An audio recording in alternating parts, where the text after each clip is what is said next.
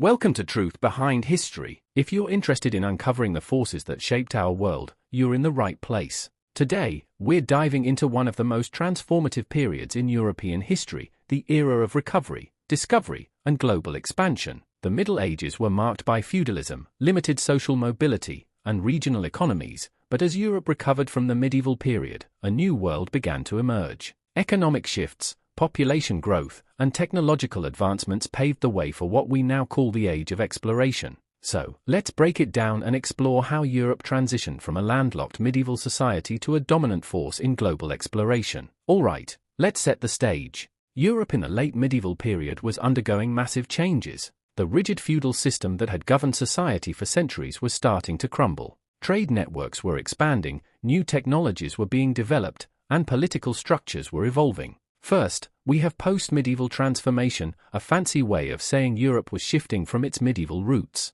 Social hierarchies were changing, economic power was shifting from landowning lords to merchants and bankers, and technological advancements were making long-distance travel more feasible. Then came the Age of Exploration, a period driven by curiosity, economic ambition, and technological innovation. Countries like Spain and Portugal were itching to expand beyond their borders, searching for new trade routes, wealth, and influence. The compass, more advanced ship designs, and improved navigational techniques made this possible. And the long-term global impact? Well, this was just the beginning. The discoveries made during this period reshaped global economies, cultures, and trade systems, eventually leading to what we now recognize as globalization.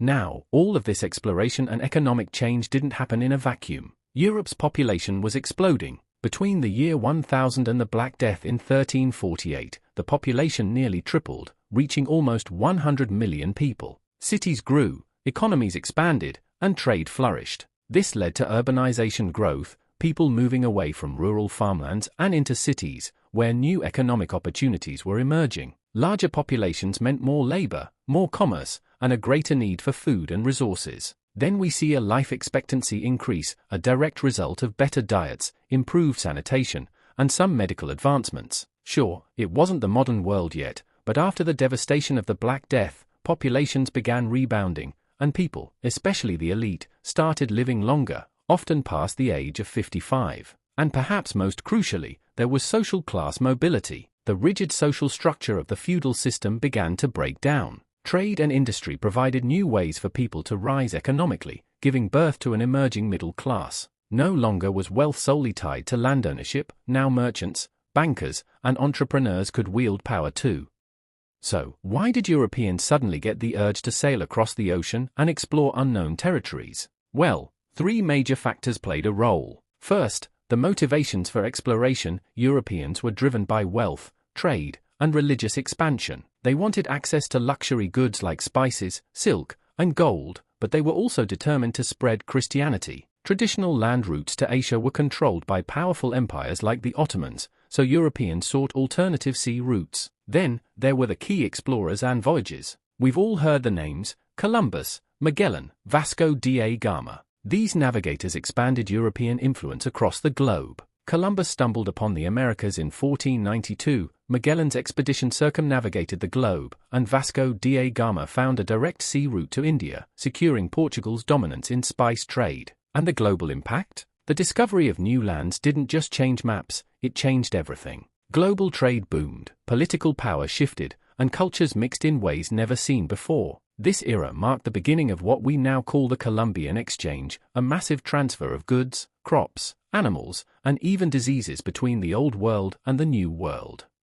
So, with exploration came colonization, and with colonization came massive economic transformations. First, we have economic transformations. Colonization flooded European economies with valuable commodities like gold, silver, and cash crops such as sugar and tobacco. Spain, in particular, became enormously wealthy thanks to gold and silver mines in the Americas. Next, the cultural and technological exchange. This was the essence of the Columbian Exchange. Europeans introduced horses, wheat, and firearms to the Americas, while indigenous crops like potatoes, tomatoes, and maize made their way back to Europe. This exchange permanently altered diets and economies on both sides of the Atlantic. And finally, expansion of global trade networks. European powers weren't just exploring for fun, they were building massive trade empires. they established vast maritime networks that connected Asia, Africa, Europe, and the Americas, laying the groundwork for modern global trade systems.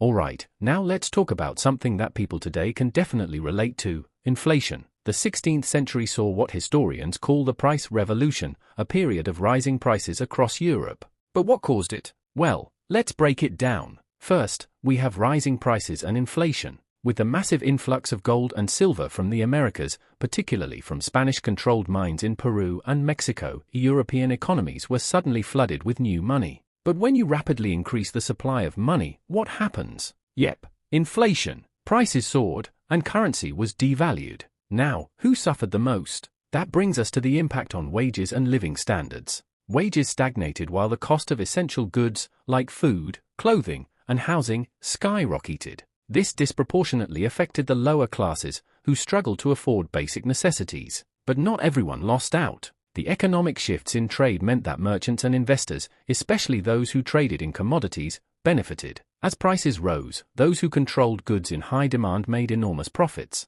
This period saw the early stirrings of capitalism, as wealth became tied more to commerce and investment rather than just land ownership.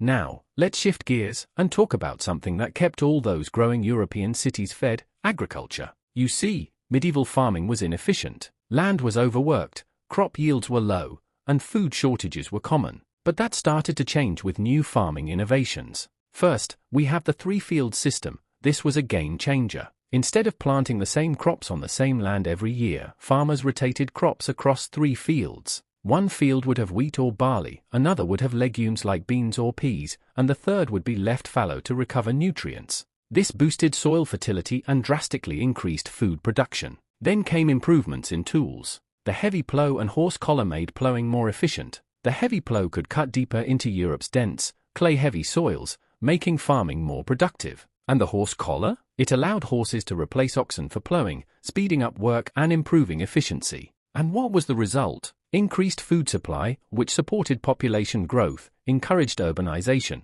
and reduced the frequency of famines. More food meant healthier populations, which in turn meant more labor available for growing economies. Now, while agriculture was booming, another major transformation was happening: early industrialization. Before factories, we had what's called the rise of cottage industries. This was basically a home-based system where families produced textiles and other goods in their own homes. It was a way for rural workers to make extra income during the off-season from farming. But then, as demand for goods increased, so did the need for more efficient production. Enter the early factory systems. Mechanization, particularly in textile production, led to centralized factories that could churn out goods at a much faster rate than individual households. This shift laid the groundwork for what would later become the full-blown industrial revolution. Of course, this led to urbanization and labor shifts. People flocked to cities looking for work, and economies started shifting from being primarily agrarian to being centered around manufacturing. This wasn't just an economic shift, it was a massive societal transformation.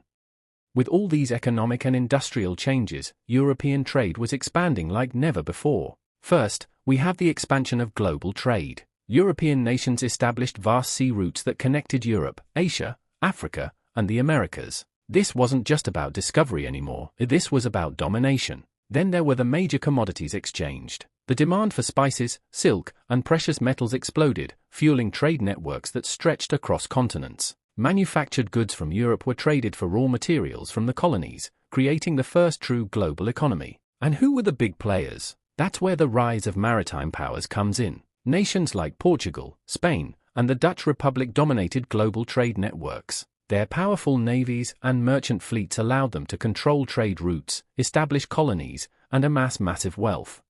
So, with all this booming trade and economic activity, Europe needed more sophisticated financial systems to keep everything running smoothly. First, we see the rise of joint stock companies. These were early corporations where multiple investors pooled their money to fund large-scale trade ventures. The Dutch East India Company was one of the most famous examples. This allowed merchants to share the risks and the rewards of global trade. Then came the development of banking systems. Banks provided credit and financial services to merchants, kings, and even entire states. With international trade growing rapidly, having a stable banking system was essential for managing capital and investments. And to keep all this commerce running efficiently, there was a standardization of trade practices. Governments and businesses created legal frameworks, regulations, and trade policies to facilitate international commerce. This made it easier to conduct business across borders and set the foundation for modern economic systems.